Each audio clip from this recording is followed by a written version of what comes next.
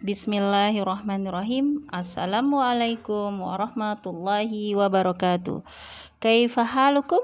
Alhamdulillah, luar biasa. Allahu Akbar.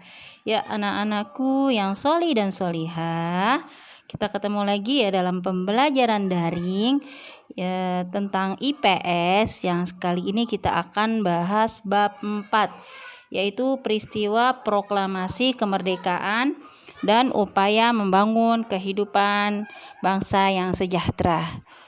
Adapun tujuan dari pembelajaran kita kali ini, setelah anak-anak menyaksikan tayangan video yang akan disampaikan oleh Bu Guru, nah anak-anak nanti dapat menjelaskan makna proklamasi kemerdekaan, kemudian menyajikan laporan tentang makna proklamasi.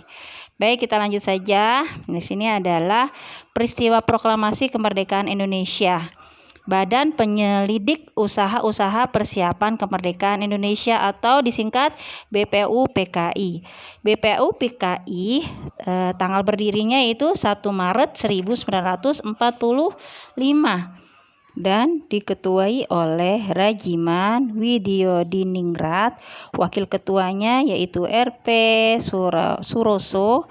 Tujuan didirikan BPUPKI mempelajari dan menyelidiki hal-hal yang dibutuhkan dalam membentuk negara Indonesia merdeka. Kemudian yang berikutnya adalah sidang BPUPKI. Jadi sidang pertama itu tanggal 29 Mei sampai 1 Juni 1945.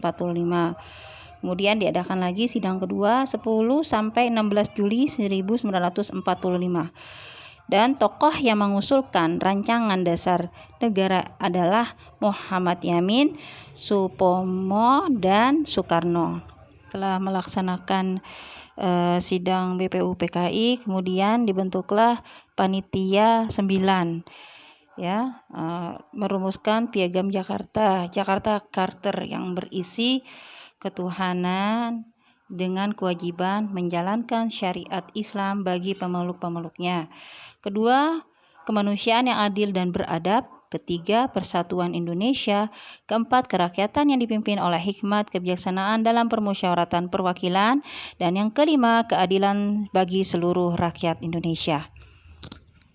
Kemudian setelah berhasil menyelesaikan tugasnya, BPUPKI dibubarkan. Selanjutnya dibentuklah Panitia Persiapan Kemerdekaan Indonesia atau disingkat PPKI pada tanggal 7 Agustus 1945 dan diketuai oleh Soekarno. Wakil ketuanya yaitu Muhammad Hatta. Tugasnya menetapkan dan mengesahkan rancangan dasar negara yang telah dibuat oleh BPUPKI.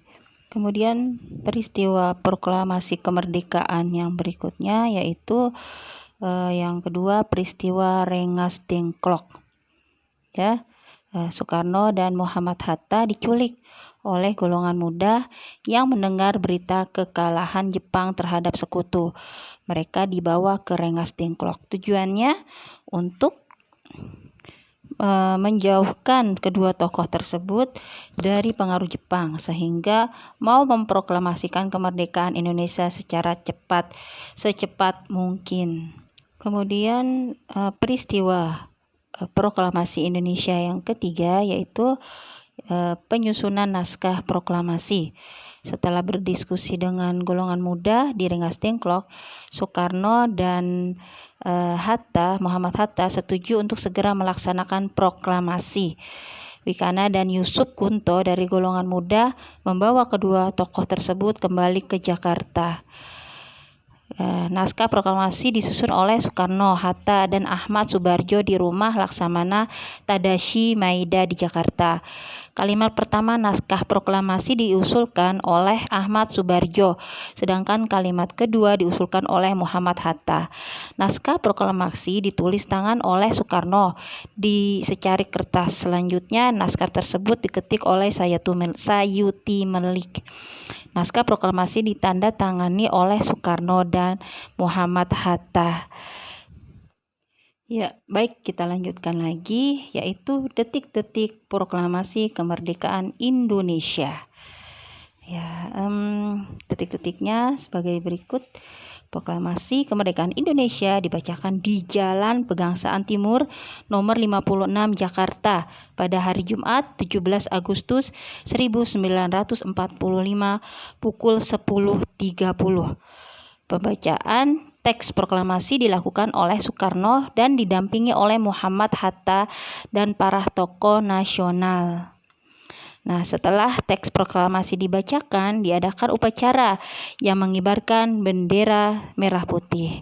Nah, berikut ini adalah proklamasi kemerdekaan Indonesia dicapai berkat jasa para tokoh berikut ini, yaitu Soekarno, ya. Beliau adalah Soekarno menunjukkan sikap kepemimpinan selama menjadi pemimpin sebagai organisasi perjuangan kemerdekaan Indonesia. Kemudian Muhammad Hatta menunjukkan sikap yang sangat cerdas melalui ide dan gagasan dalam proses penyusunan naskah proklamasi. Kemudian Supomo merupakan ahli tata negara dan hukum. Gagasannya tentang dasar negara disampaikan dalam perumusan dasar negara pada sidang BPUPKI dan PPKI. Kemudian Muhammad Yamin memiliki kecerdasan dan wawasan yang luas. Ia menuangkan banyak gagasan dalam merumuskan dasar negara pada sidang BPUPKI dan PPKI. Kemudian yang Sultan Syahrir menunjukkan sikap berani sebagai pemuda yang peduli terhadap nasib bangsa Indonesia. Ia mengajak para pemuda mendesak Soekarno dan Muhammad Hatta untuk segera memproklamasikan kemerdekaan Indonesia. Ya, tadi adalah pembahasan tentang proklamasi kemerdekaan Indonesia. Dan insya Allah pekan depan kita akan lanjutkan lagi, yaitu upaya mempertahankan kemerdekaan Republik Indonesia. Baik, itu saja yang dapat Bu Guru sampaikan. Kurang lebihnya mohon maaf.